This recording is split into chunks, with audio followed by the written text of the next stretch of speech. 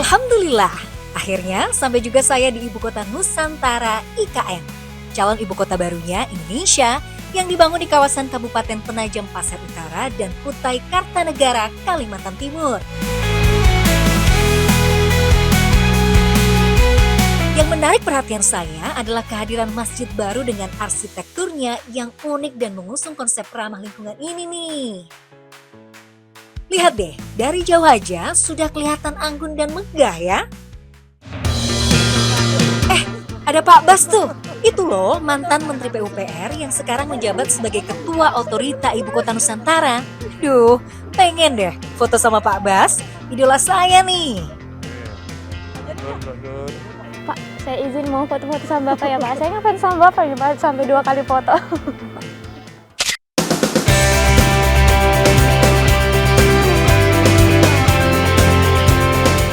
Alhamdulillah, senangnya bisa ketemu Pak Bas.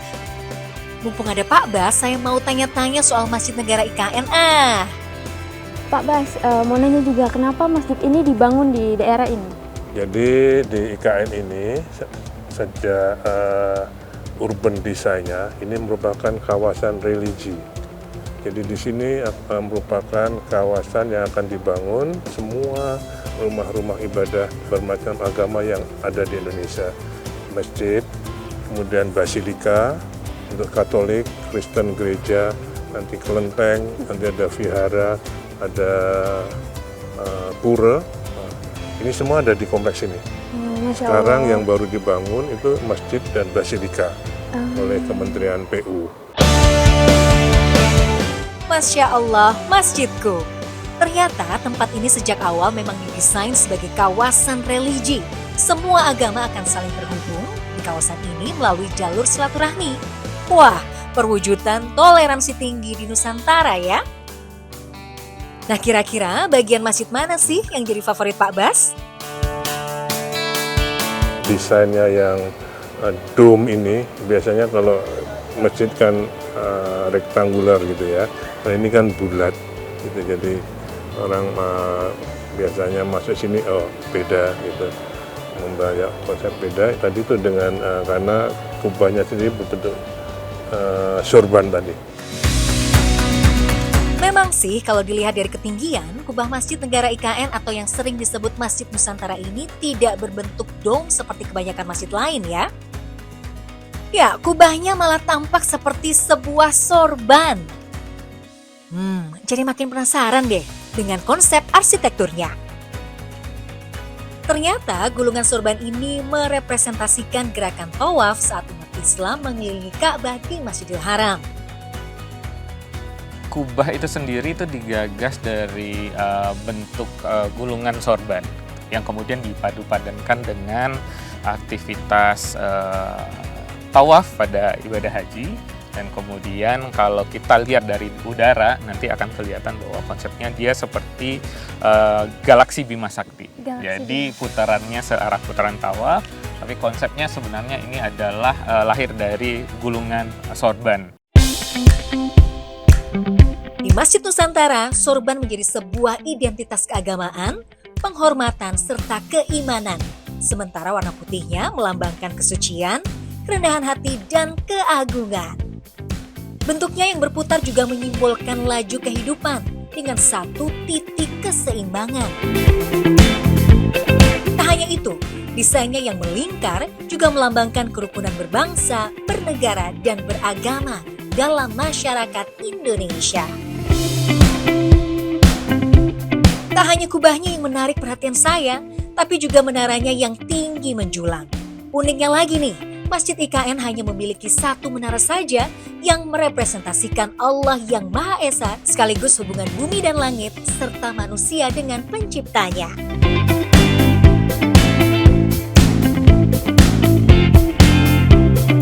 Sahabat masjidku, minaret atau menara tunggal yang memiliki ketinggian 99 meter menjadi karakteristik Masjid Negara IKN ini.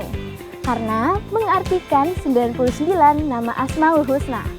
Menara ini memiliki liukan ke atas yang mengartikan keilahian. Masya Allah. Penataan masjid yang begitu indah dan hijau ternyata memiliki misi khusus loh. Selain untuk keasrian, konsep hijau yang diterapkan di Masjid IKN ini juga berfungsi untuk penghematan energi dan pelestarian lingkungan. Salah satunya adalah passive cooling, yaitu strategi alami untuk menjaga suhu ruangan tetap sejuk tanpa bergantung pada pendingin udara. Tujuannya sih supaya para jamaah tetap merasa sejuk dan nyaman saat beribadah, meskipun berada di daerah beriklim tropis yang juga dekat dengan garis khatulistiwa. Ada beberapa kriteria untuk sebagai mendapatkan desain green building, ada beberapa indikatornya, saving energinya, jadi sistem lightingnya itu untuk bisa menjadi yang menghemat energi, ya. Kemudian tidak sistem pendinginnya, kemudian ventilasinya, semua itu dihitung dengan konsep green building. Wah, kalau konsep hijaunya saja sudah luar biasa, gimana dengan teknologinya ya?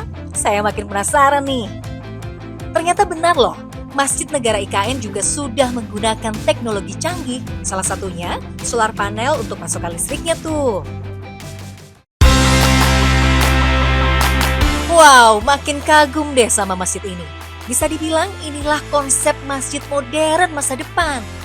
Tak hanya indah dipandang, tapi juga ramah lingkungan. Pemanfaatan energinya pun sudah dirancang secara berkelanjutan. Energi matahari dimanfaatkan untuk mendukung kebutuhan listrik masjid, sehingga lebih hemat energi dan ramah lingkungan. Maklum saja, letak IKN yang berada di sebelah selatan garis khatulistiwa menyebabkan daerah ini juga panas akibat paparan sinar matahari yang konsisten sepanjang tahun. Untuk mengatur kapasitas air juga sudah menggunakan komputerisasi. Toren-toren air semuanya terintegrasi dengan sistem komputer. Jadi kalau kapasitas airnya menurun, akan ada warning system secara otomatis tuh. Soal keamanan, Masjid Ibu Kota Nusantara juga dilengkapi oleh face recognition, alias fitur pengenalan wajah. Jadi kalau ada anak yang terpisah dari orang tuanya, bisa dibantu lewat teknologi ini ya. Masya Allah, masjidku. Meskipun belum diresmikan, Masjid Negara IKN sudah ikut meramaikan kegiatan bulan Ramadan. Tahun ini menjadi momen pertama Masjid Negara IKN ikut berperan dalam pemantauan hilal. Loh, kok banyak ibu-ibu masak di kawasan masjid? Ada apa ya? Oh alah, ternyata mereka sedang menyiapkan menu berbuka puasa untuk para jamaah. Menu bubur khas Samarinda dari resep turun-temurun, tapi namanya diganti jadi bubur Nusantara. Kalau ini kita pakai bumbu kare, Mbak. Bumbu kare? Bumbu kare yang rempah-rempahnya kita sudah racik. Jadi ini bumbunya ini sudah diwariskan secara turun-temurun.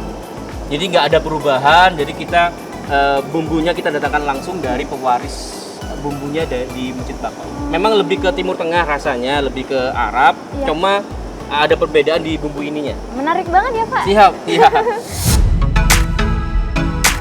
Banyak orang yang terlibat dalam pembuatan bubur Nusantara. Maklum saja hari ini bubur disiapkan untuk 500 orang, tapi di akhir pekan bisa sampai 1.200 orang loh. Menariknya lagi dari pengolahan bubur Nusantara, kita belajar soal toleransi. Karena yang memasak bubur tak hanya warga muslim. Kenapa nih kakaknya tertarik mau membantu membuatkan takjil ini? Ya, kalau kami ya kebetulan dari pegawai otorita juga sangat senang ya sebagai bentuk toleransi kita, apalagi ini di Nusantara, masjid di Nusantara. Ada saya dari Kristen, ada teman kami dari Katolik, dari Hindu juga, terus ada Buddha juga. Itu kita sama-sama untuk sebagai bentuk toleransi.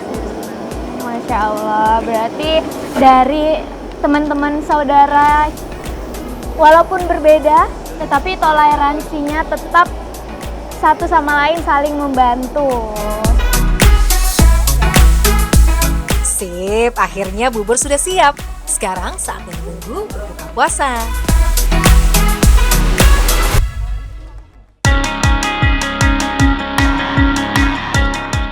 Sambil menunggu waktu berbuka, saya ingin menikmati keindahan area dalam Masjid Raya Nusantara.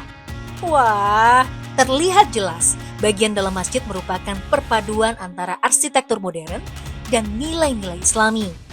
Pencahayaan alami dimaksimalkan melalui bukaan-bukaan besar yang memungkinkan cahaya matahari masuk, memantul pada lantai dan dinding interior, menciptakan suasana yang hangat dan menenangkan. Keindahan ruang ibadah semakin terasa dengan hadirnya elemen dekoratif seperti kaligrafi ayat suci Al-Quran. Yang menarik perhatian saya di dalam area ruang utama sholat ini, Pak, ada kaligrafi yang mengelilingi seputar setengah lingkaran area sholat ini. Ada surah khusus, Pak? Yang saya ingat saya di sini ada dua ya, ada dua tempat yang ada kaligrafinya. Satunya tentang Asmaul Husna juga gitu ya, tapi satunya menceritakan tentang kekuasaan Allah gitu ya, bahwa semua yang ada di dunia ini adalah milik Allah. Itu ada di surah Al-Baqarah ya, semuanya milik Allah, dan Allah, karena semua milik Allah, Allah yang ngatur. Karena Allah yang ngatur, dia akan tahu baik yang terlihat maupun tidak terlihat, baik yang terucap maupun tidak terucap. Masjid Negara IKN dibangun di atas kawasan yang sangat luas di wilayah Ibu Kota Nusantara. Secara keseluruhan, area masjid ini memiliki luas lahan sekitar 32 hektar hingga jadi salah satu kompleks masjid terbesar di Indonesia. Tapi karena menerapkan prinsip green area, hanya sekitar 50% lahan saja yang dibangun. Tahap awal, luas bangunan utama masjid mencapai sekitar 7 hektar dengan konsep ruang terbuka hijau yang luas. Dari sisi kapasitas, Masjid Negara IKN dirancang mampu menampung sekitar 30.000 jamaah pada tahap awal pembangunan. Seiring dengan pengembangan kawasan dan fasilitas di sekitarnya, kapasitas ditingkatkan menjadi 60.000 jamaah. Wow! Benar-benar nggak nyangka ya, meskipun baru, jamaah di Masjid IKN luar biasa antusias meramaikan masjid di bulan penuh ampunan ini. Tuh lihat, hampir setiap saf terisi penuh oleh jamaah. Tak jarang, para jamaah rela menempuh jarak hingga berjam-jam perjalanan untuk bisa merasakan suasana berbuka puasa di Masjid Negara Ibu Kota Nusantara.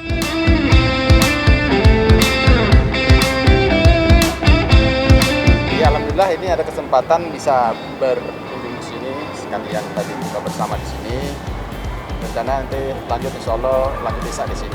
Masuk Isya dan tarawih di sini, Pak? Tarawih kayaknya pulang dulu. Oh, tarawih pulang dulu. Jarak tempuh kan lumayan jauh. Sekitar berapa lama, Pak?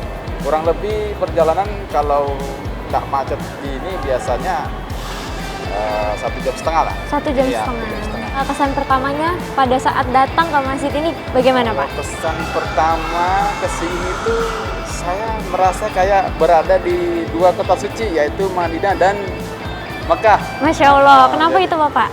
Ngelihat apa namanya, kayak keramiknya, profil bangunannya ini, jadi kayak serasa ada di Masjidil Haram.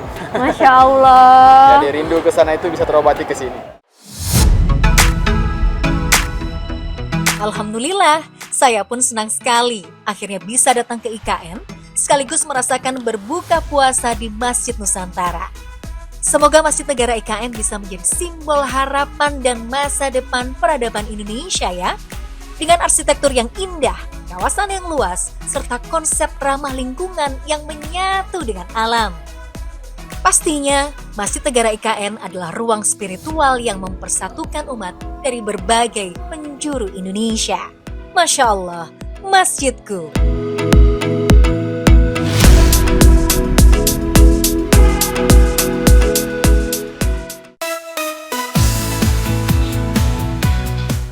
Ini seakan-akan kita di atas awan.